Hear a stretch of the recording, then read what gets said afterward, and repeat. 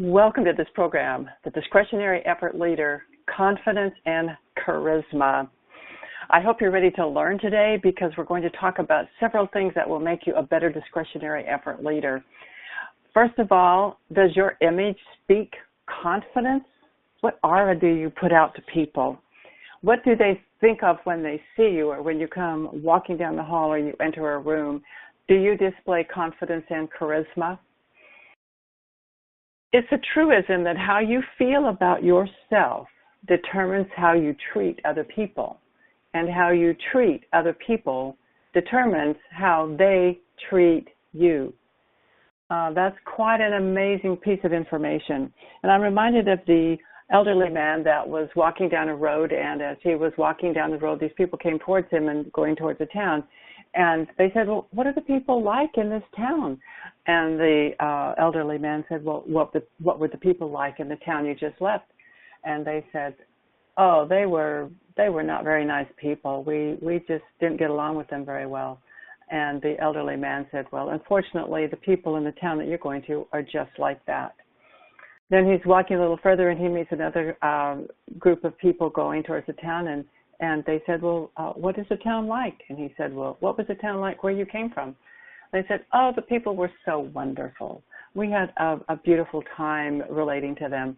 And he said, well, the people in the town you're going to are the very same. So there's a truism that how we treat other people is what they give back to us.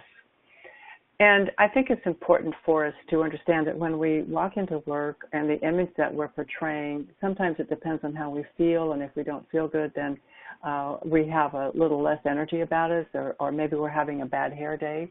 And then we reflect that on the other people around us. So how we feel about ourselves determine how we treat the people and how other people will treat us. So as you think about that, ask yourself, what makes you confident? Well, confidence comes from the knowledge and the skills and the beliefs you have in your abilities. Knowledge and skills are gained over a period of time. They can be improved, but belief in your abilities have to come from your tippy toes to the top of your head. You have to truly believe that you can do it and that you were made for this moment. You have to have this positive expectation. And if you believe in your abilities and the positive expectation, then you're going to have the ability to overcome obstacles, any obstacle that comes in your way. You'll have the ability to tackle new assignments that once you were afraid of. And you will have the ability to deliver on what you promise. Another component of that is that you're not afraid to make a mistake, because we're not Bibles, we're not robots, we're certainly not computers that you could program. And so we are humans, we do make errors. And so you have to go forward knowing that if you make a mistake, you will be able to correct it and go forward, because that depends on your reputation that you build. How you correct your mistakes builds that reputation for getting things done, overcoming obstacles. Another little piece of confidence is the courage to speak your mind and to tell people truly what you think instead of being part of the group think. You might say groupies that will just agree with what the loudest member of the group will say. So you have to have courage to speak up. And then I believe confidence comes from focusing on other people and looking around the company and looking around your team and seeing who you could help.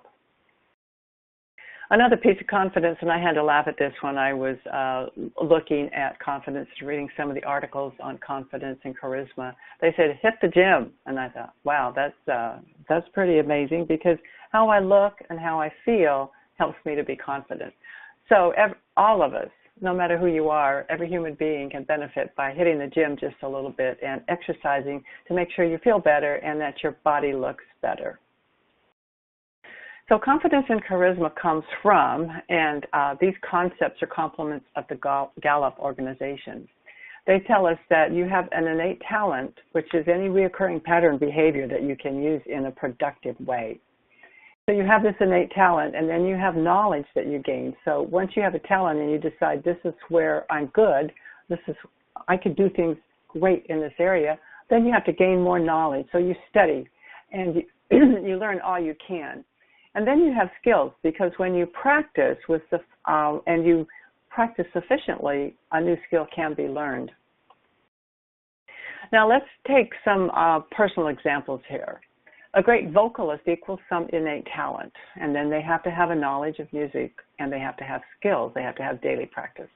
And of course, this applies to anytime you're learning an instrument, anytime you are learning anytime you're learning a sport, anything that you want to do in life. Even, IT training, you have to have knowledge, you have to have skills, and I would say that you've got to have some innate talent or some intellectual way that you can understand whatever you're going into, whether it's finance, engineering, or whatever you decide to do. Now let's go back to the vocalist. Innate talent. I believe that you have to have an innate talent because I know that I like to sing, I like to play the piano, but I don't have an innate talent to sing. No matter how much I practiced, I could never sing like Celine Dion. And I remember watching The Greatest Showman, and Hugh Jackman and Rebecca Ferguson and Keala Settle, those people that sang in that were absolutely fabulous. And as much knowledge as I can gain about music and as much skills as I can acquire by daily practice, I will never be able to sing like they sing because I don't have that innate talent. So find your innate talent. And some people have an innate talent for sales. So they have that art of persuasion about them, and then they gain knowledge about the product information and the sales methods, and then they acquire skills by interacting with people and practicing closing techniques. So that's how you gain confidence, which will give you actual charisma. Another point that needs to be discussed when we're talking about charisma and confidence is that your body mirrors your mind. Remember I said that if you don't feel good and you walk into work, people can tell that because your body mirrors your mind and your body does not lie. And that brings us to this graphic that is part of standard communications training. You have to understand that 7% of your message when you talk to people are the words that are spoken. 35% is the vocal tone of voice. And 58% is the body language or the visual message. And people don't believe your words. They believe the tone of voice and your body language. So if someone says to you when you walk in and they say to you in the morning, "How are you today?" And you say, "Oh, I'm terrific." What are they going to believe? They're not going to believe the verbal words, "I'm terrific." They're going to believe the tone of your voice and the body language that probably was slumped when they walked in the office. So why this is important to you as a leader, as a discretionary effort leader, is because you have to act with confidence and charisma when you're speaking with people. And sometimes that means you have to adjust the mental picture if necessary, meaning that your tone of voice and your visual body language are going to be more important than the verbal words. So if you're having a discussion with someone and you're a little upset or there's been a misunderstanding between you, that's going to come out because your body does not lie. They're going to be able to tell that in your tone of voice and the visual language. So you want to get the mental picture correct in your mind first before, excuse me, you want to get the picture in your mind first before you have that conversation with them.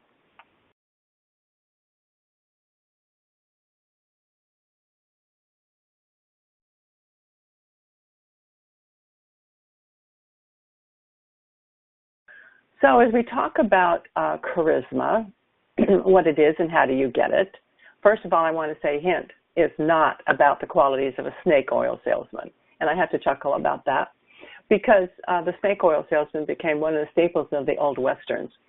This man with a huge amount of charisma, which means he had a lot of people skills. He knew how to connect to people. He had a very loud voice and a very commanding presence. He would roll into town and sell everyone this snake oil liniment, and by the time he was gone, they would discover that it didn't really cure all their ills like they thought it would. Now, why is charisma important to discretionary effort leadership? Well, this is a description that comes from the ancient Greek. Christianity, in terms of Christianity, it was an extraordinary power granted by the Holy Spirit. Now, we're not going to talk about that definition today, But we will go down to the third and the fourth definitions, which is personal charm or magnetism, and the ability to influence without the use of logic. Now, I love that, but what I want you to do is add this personal charm or magnetism to the ability to influence with logic. If you do that, then you're going to be confident. You're going to have charisma. You're going to have real confidence and real charisma. Because Roger Dawson tells us that charisma is the intangible that makes people want to follow you, to be around you, and to be influenced by you. That's what discretionary effort leadership is all about, is being able to influence people and making them want to follow you and to choose to be, you might say choose to follow you, which is a term that we use quite a bit in our discretionary effort leadership program. Now remember that charisma is a result of excellent communication skills and interpersonal skills. And these skills can be learned and developed. And once learned, they do help you become that leader that people choose to follow. And by the way, they can go anywhere with you. Once you've learned them, you can take them anywhere. Now, I was doing a seminar, and one of the women in the seminar looked at me and said, well, Karla, what is charisma? How do you get it? And at that point in my career, I kind of stopped because you know what it is, but it's really hard to put it into words and to verbalize it. And then as you start listening to people and watching people that you say have charisma, you will see that they smile. They don't just smile with their mouth, but they smile with their eyes, because the eyes are the windows to the soul. When they shake your hand, it's like you're the only person in the room. You lean toward them. You make them feel like you are truly interested in their well-being and who they are. Now, you are interested in them, but how you influence and impact them is to make them feel like they're the only person in the room at that moment and that they have your total attention. That's part of charisma. Now, the charismatic person uses their skills to get people on their side, perhaps from a professional, ideological, or social point of view. And for these reasons, charisma is linked to leadership skills. Now, when it comes to the leadership skills in the discretionary effort, we have a model in our new book called How to Earn the Gift of Discretionary Effort. And this discretionary effort leadership model teaches you the confidence angle, you might say, as it infuses some of the charismatic angles into our into the steps, you might say, or the steps on this pyramid. You can see down there that it says integrity and gratitude, safety and security, social acceptance, rational alignment, emotional commitment, and authentic contribution. We're going to be talking about each one of these in the few minutes that we spend together, and we're going to be telling you how they apply to discretionary effort. So, charismatic characteristics of building rapport. Remember, confidence and charisma comes from the environment you create. Do you make them feel safe around you? Are you inclusive? Do you respect them? And then what do you project to them? Do you have a vision for the future? Do you create this emotional affinity between them and you? Are you authentic with them? And then do you project confidence, optimism, and do you have empathy for them? These are all characteristics that will give you charisma when you're working with them. So let's start at the bottom of the pyramid, because you're building deep, trusting relationships. I think that's important when you look at these first three levels of the pyramid. So we have a work environment of integrity and gratitude, and that's the kind of, you might say, the base of anything that you do, because when we were studying these models in companies, we found that almost every single company had integrity at the base, and it wasn't part of their, you might say, their pyramid, but it was important to them. So you have integrity and gratitude, and then you go up to safety. Then you want to be inclusive with people, which is social acceptance, and you want to respect them. So those are the three things that will give you this charisma to be able to connect with people. First of all, integrity. if you look at this rock arch, you might say, and you compare that to the arches that are used to build buildings and bridges and various architectural structures, you'll understand that the one that is pointing there, the arrow is pointing to that top rock, which is called the keystone or the capstone. It's the last one that goes in, and because of the way it is, now I'm certainly not an engineer or an architect, but when you put that in, then it holds everything else in place. And that's what integrity does. Integrity allows all of your other actions to, you might say, be above board. Now, General H. Norman Schwarzkopf, who was the commander of Desert Storm, said that leadership is a combination of strategy and character. If you must be without one, be without a strategy. And I thought that was pretty significant because what he's saying here is that integrity and character is more important in your leadership career than a strategy. Another important man, Warren Buffett, I'm sure you are all aware of his company and what he's done with his life. One of his workers, you might say, one of his traders, let's use the right word, submitted false bids to the U.S. Treasury, and he was called before a Senate committee. Warren Buffett took responsibility, fixed the problem. Then he went back and wrote a memo to his employees, and he said, "If you lose money for my firm, I will be understanding. Lose a shred of reputation for my firm, and I'll be ruthless." So once again, he's saying that a reputation is more important than money or a strategy. Character is more important than a strategy. Now, Thomas Jefferson said, in matters of style, swim with the current. In matters of principle, stand like a rock. Now, I love this quote because there's many times when you get in discussions with your team members or with colleagues, and it's a matter of style what's happening, you might say. There's several different ways it could go, and I love the phrase, "No, that's not quite what I would choose, but I can live with that." So in matters of style, you swim with the current. But in matters of principle, you stand like a rock. So in matters of integrity, in matters of character, you stand like a rock. Now let's move to gratitude. Gratitude is also at the base of the pyramid because this is one of the most distinguishing qualities that you can have and one of the most distinguishing qualities that will give you this discretionary effort that will help you earn the gift of discretionary effort. Let me say it that way. So the discretionary effort principle that we put forth in our book, How to Earn the Gift of Discretionary Effort, is that you have everything you need. Meaning that if you look around you and you are grateful for what you have, at this moment in time, you have what you need to solve the problem because you have an intellect and you have team members and you have people around you that can help you do this. Now, it doesn't mean that you don't have everything you ever need. It doesn't mean that you're going to acquire more. It just means that at this moment in time, I have everything I need to solve this problem and to move forward. Now, I love these quotes here because it has the personal application, but it also has applications to the way you treat the people on your team or you treat the employees that you have.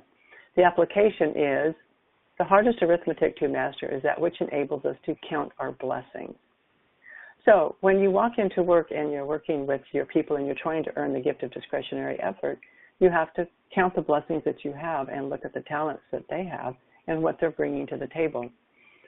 Another application is reflect on your present blessings, of which every man has many, not on your past misfortunes, of which all men have some.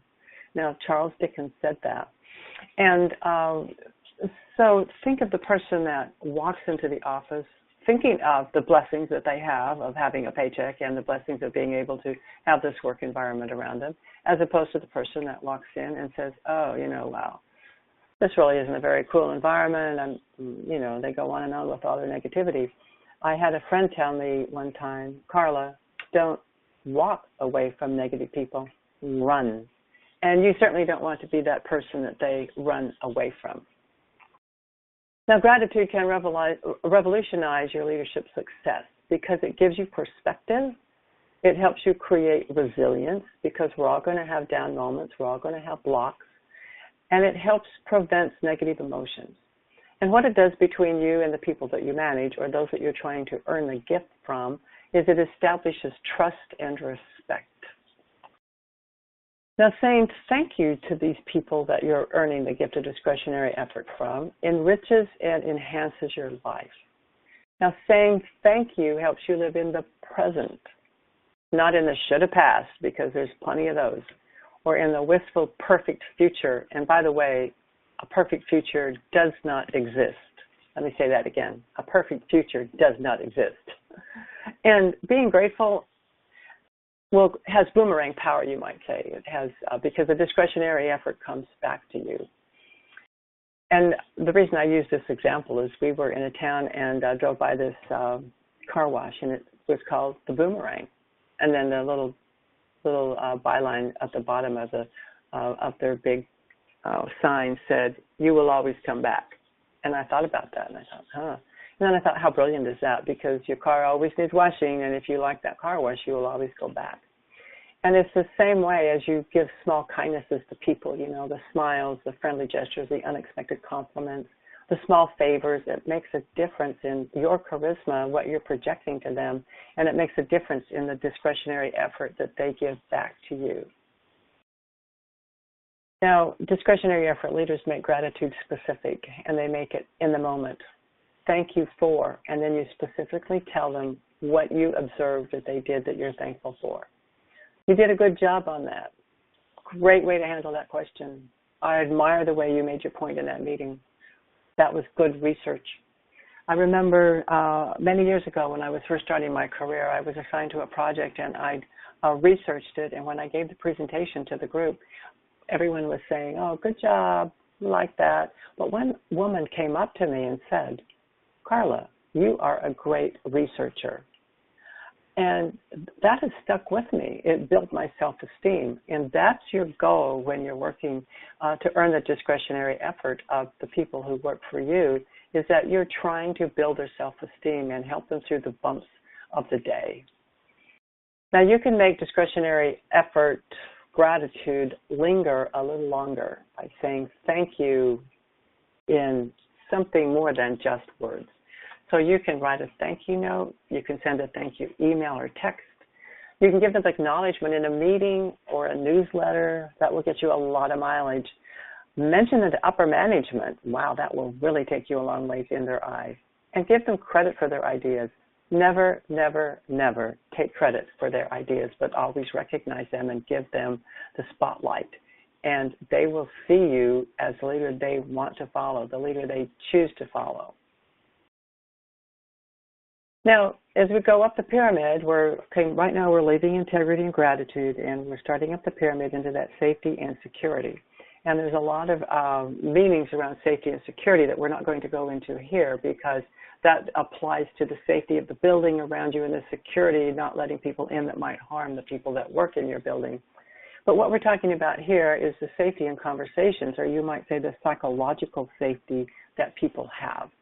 And what we mean by that is they have to feel safe around you. If you're going to be a charismatic leader and earn the gift of discretionary effort, they have to feel safe. They have to feel safe to talk.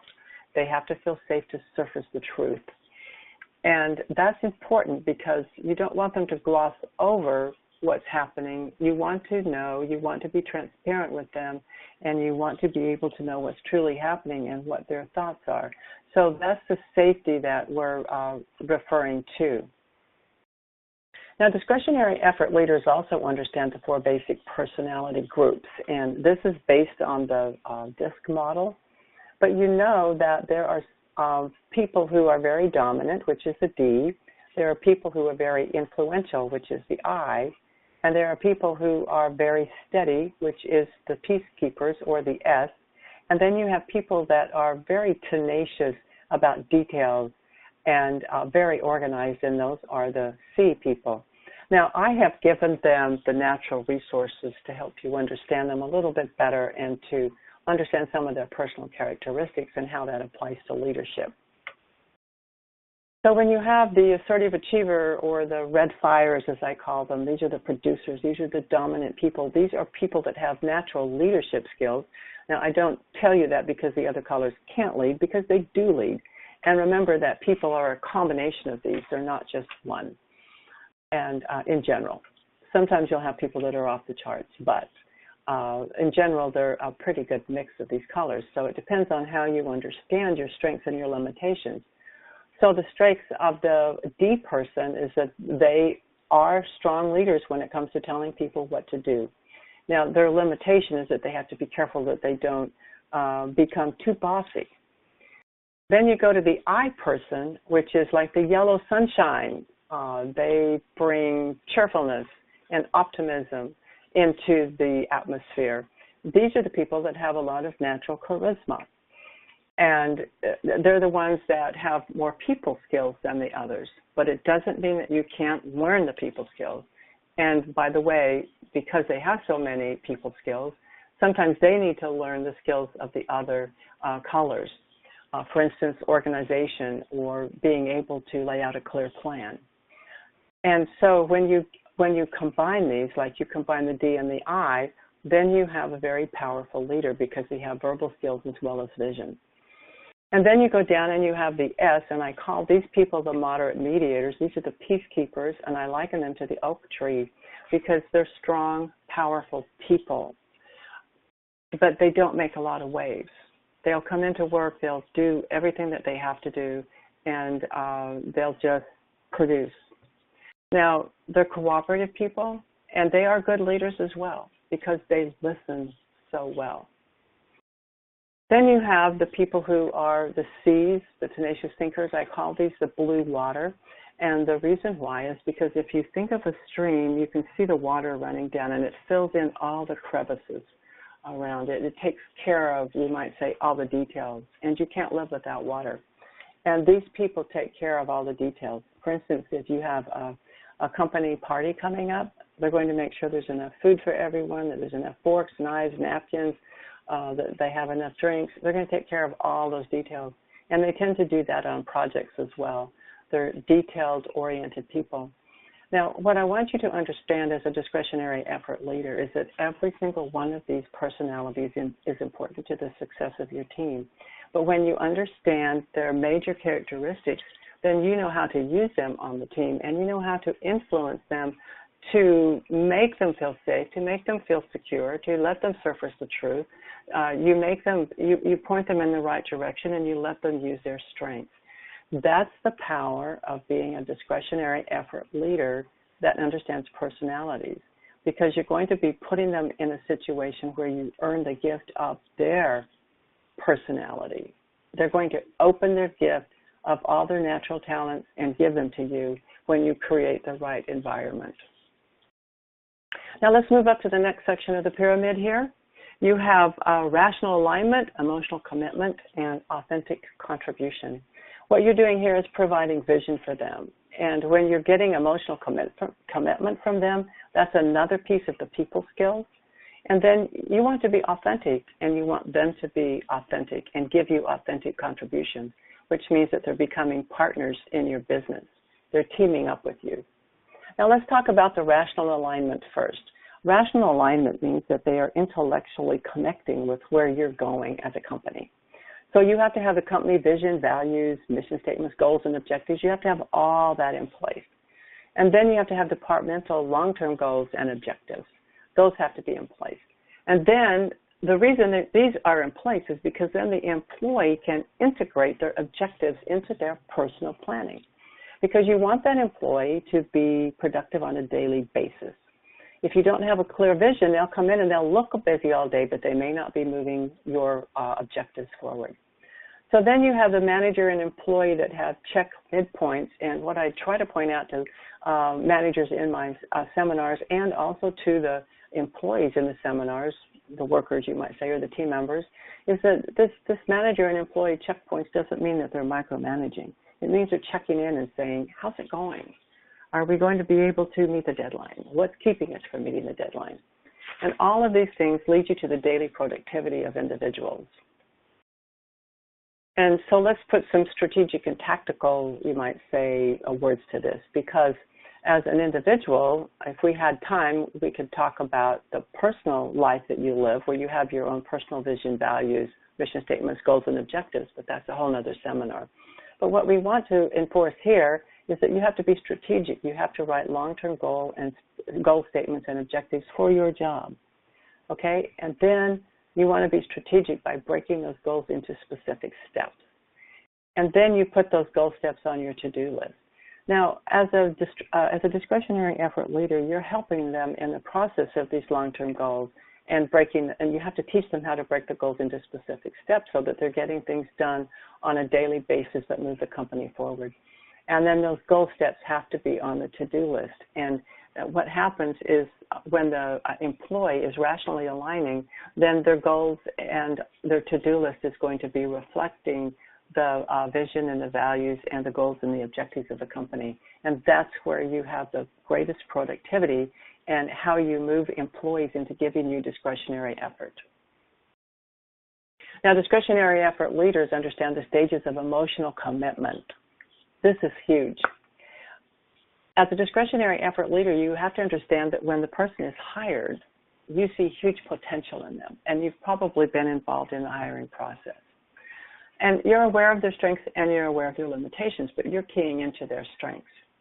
And then you have, after they're hired, this honeymoon period where everything's rosy and they're learning, you're onboarding them, you're giving them all the training that they need on the product.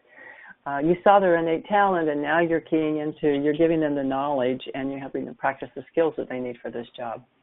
And then, unfortunately, reality sets in, and both sides understand that, there's some limitations coming out. That's what you see in the employee. And the employee says, I don't know, this organization wasn't quite what I thought. And so, because every organization, it's not just one organization, it's every organization. This is reality. And there starts to become some disconnect there. And there starts to become disengagement. And you can see that disengagement if you're keyed in as a discretionary effort leader. And so you want to start talking to them. You want to start building these people skills, building the emotional commitment that they have again to you so that you can come to some type of harmony, which means, I remember the phrase, I don't understand everything. I don't like everything that's going on. I don't buy into that. But I can live with that, and I can accept that, and I can support that. That's where you get harmony. And then you start to have optimization in what's going on, and you're moving forward with your authentic contributions, and people are emotionally committed to the organization, understanding there are strengths and limitations in the organization as well. Now, discretionary effort leaders build authenticity into the organization, and I love this quote by Bill George, who was a Harvard Business School professor. He says, organizations filled with aligned, and that's what we're doing, rational alignment, filled with aligned, empowered teams and collaborative employees. Remember, that's when you go through that emotional commitment and you get them out of the disengagement stage back into harmony, then you've got employees and workers collaborating together. And they're focused on serving customers. This organization will outperform hierarchical, top-down organizations every time. And then he goes on to say, top-down leaders may achieve near-term results. I think you have seen that when the top-down leader comes in and says, everyone is coming in on Saturday, we're going to get this project done. That's near-term results, but only authentic leaders can galvanize the organization to sustain long-term performance. And a discretionary effort leader wants long-term performance. You want emotional commitment to you. You want authentic people. You want them rationally aligned with you. And that's where you're going if you're going to earn that gift of discretionary effort. Now, authenticity is usually buried beneath layers of the getting along facade. And this is where we were talking about that you have to have the courage to speak up in conversations. You have to have the courage to tell the truth, because discretionary effort and the things I'm talking about, they're soft skills, yes, but it doesn't mean that you will permit bad behavior. So authenticity also is talking realistically with the people and being forthright with them, not just having this facade that everything is perfect. Now, the authentic leader is also self-aware. You understand emotional intelligence, which is that people skills piece that we're talking about. You have values, which is the integrity. You understand from the personalities your strengths and your limitations, and this makes you a powerful leader that's confident and charismatic. You abandon hidden agendas and you refuse to play games in the office. So you're objective, fair-minded. Remember, you are forthright with your feedback to employees, and you have an ethical core. So you are treating people in a fair manner. And in this way, you are having authentic contribution yourself. You're being authentic in your relationships, but you're also enabling them with this potential and this energy. Because remember, when you hire someone, you see the potential in them, but when you actually get into working with them, as you become a discretionary effort leader and you're trying to unlock their gift of discretionary effort, their potential becomes actual. So when you get into authentic contribution and you get into the energy level, this is renewable if you've created this discretionary effort environment. And it releases that renewable discretionary effort of employees on a regular basis. And I like this picture because the sun is there. We know that the sun and the wind are renewable resources, not, or you might say, as opposed to oil and to gasoline and the things that come from the ground. So we want renewable energy in our companies, and that comes from the discretionary effort leadership environment that we create. Now, in the last few minutes that we're going to share together, I want to talk a little more about the charismatic characteristics of building rapport with people, because what you're building is an emotional affinity to them, and this definitely gives you charisma. So once you have the confidence to work with them, you have to have optimism, and you have to be empathetic with them. And the reason that empathy is important to you is that people sometimes work in a vacuum. And if they don't feel an emotional connection to people, they feel isolated and lonely. That's what goes along with the empathy here and how you can build charisma. Remember, we talked about it at the first of this presentation, how you have to make them feel like they're the only person in the room, that you're concerned, and you have to be authentic about it. You can't be fake, but you are concerned about their well-being. You are concerned about how the project's going, and you want them to be successful as a person. So when it comes to being positive and what atmosphere that you put into your, the atmosphere that you infuse into your team meetings, that you infuse into your interactions with them, remember that the negative and the positive are running side by side every single day. And you can key into the positive side of life, or you can key into the negative side of life. Now, of course, this is not going to work from an engineering standpoint, this pull of the magnets, but it's just a picture for you to understand the concept that I'm trying to get across. Now, what I'm trying to say to you is that you can have confidence and charisma, and you can have a wall of self-doubt. Okay, so the wall of self-doubt that we build for ourselves blocks confidence and charisma. So the positive, the magnet of the positive life is trying to pull you towards the positive side of life, but all the positive vibes from the universe are coming in and bouncing away from your wall of self-doubt, which self-doubt is rejection, fear, self-downing, distress, a lack of control, anger, sorrow, depression, all of these negative things that we can certainly have in our lives. If we're not careful, we'll key into that negative side of life. And what that does is stop the positive from coming in. So what you have to build and what you have to help your employees build if you want to have this charisma, this connection with them, and if you want to earn the gift of discretionary effort, is you have to build a wall of self-esteem, and you have to show it to your employees. You have to teach them how to do this. Because, see, your wall of self-esteem there, when the negative is trying to pull you to the negative side of life, the negative vibes come in and they have to bounce right back out. Now, in this example, we're going to turn the magnet around, and it's going to be pulling. If you studied the law of attraction, it's going to be pulling everything in from the universe to make your life even better. So you have to have a belief in yourself. You have to have positive attitudes. You have to take proactive control of what's happening to you. Use the power of choice that you have. Be a problem solver. Sometimes you have to change your viewpoints and listen to other people. And humor always helps just a little bit. So that's what the wall of self-worth is about. Now, the last concept that I want to share with you today is that you have to take direct action or know when to let go. I love this matrix. You have control and action, which if you can take control and you take action, that's a very powerful quadrant. And that's where powerful people live, because they see a problem and they solve it. Now, on the other side of that, you could take control, but you take no action. This is where you get the whiners or unhappy people. This is so important for you to teach your people if you want to be a charismatic leader. Let me give you a personal example of this. I drive in my driveway, I look to the left, and there are weeds in what should be a beautiful flower bed.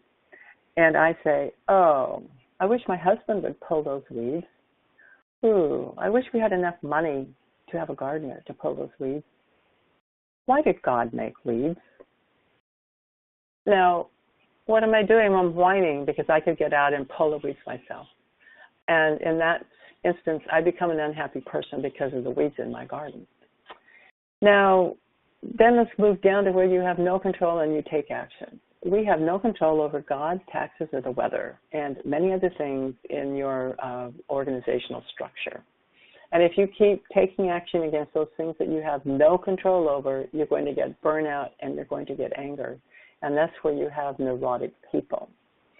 Now, when you go over to the other quadrant where you have no control and you have no action and you take no action, that means you're letting go and you're moving on. And that is a powerful quadrant as well. And those are very smart people to know how to let go.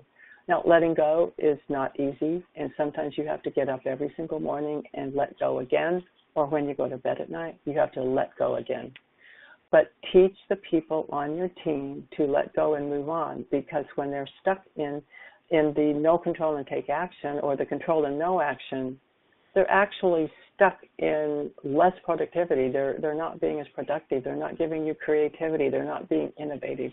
So you have to get them out of that. You have to get them over the things that are bothering them, over the things that are stumbling blocks, and you have to help them move on. Hopefully the things that I've been teaching you in this RossBrandau Discretionary Effort Leadership model will help you realize your dream of becoming the discretionary effort leader that people, and let's go to our last slide here, that people choose to follow. In other words, when you create this environment and they feel safe, they feel free to surface the truth and free to give you their mind, give you their intellect, they can rationally align with you, and you have the people skills to help them emotionally commit, to work through misunderstandings, then you become that leader that people choose to follow. They choose to stay in your organization, which means that you're not having to rehire and retrain. And they choose to do that. They don't have to follow you just because you're the boss, or follow because of your place on the organizational chart, or choose to leave. So you want them to choose to stay, and you want them to choose to follow you, and that's how you become this charismatic and confident leader. So I'd love to have you send me an email. Send it to Karla at karlabrandau.com and comment on how this program has helped you. Thank you very much for attending.